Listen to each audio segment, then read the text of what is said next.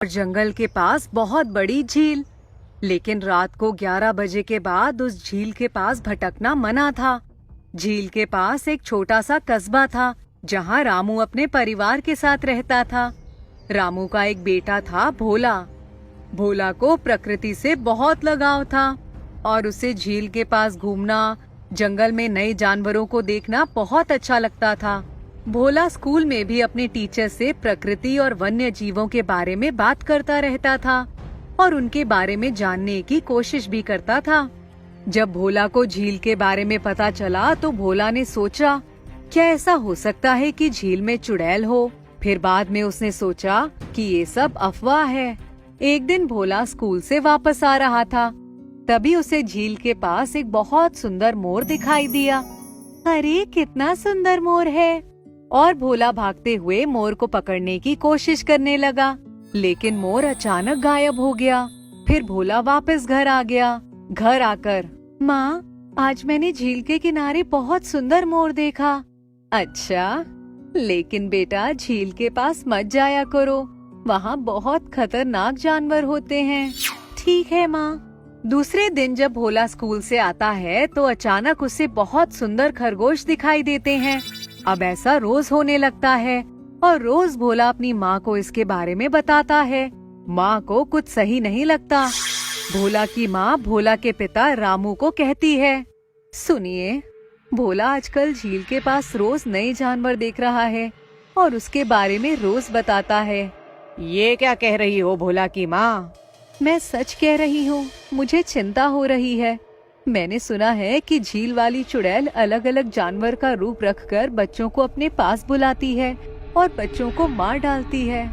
मैंने भी यही सुना है।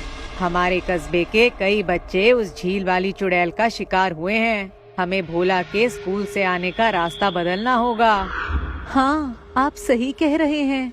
अगले दिन, भोला बेटा, आज मैं तुम्हें स्कूल से लेने आऊंगा। ठीक है, हम फिर झील वाले रास्ते से आएंगे और मैं आपको वहाँ बहुत सारे सुंदर जानवर दिखाऊंगा। इतना कहकर भोला स्कूल के लिए निकल जाता है। रामू शाम को भोला को लेने स्कूल जाता है। पापा, पापा! भोला चिल्लाते हुए दौड़कर रामू के पास आता है। फिर दोनों वहाँ से घर की तरफ बढ़ते हैं। भोला बेटा, मुझे यहाँ थोड़ा काम है, तो आज अपन दूसरे रास्ते से चलेंगे।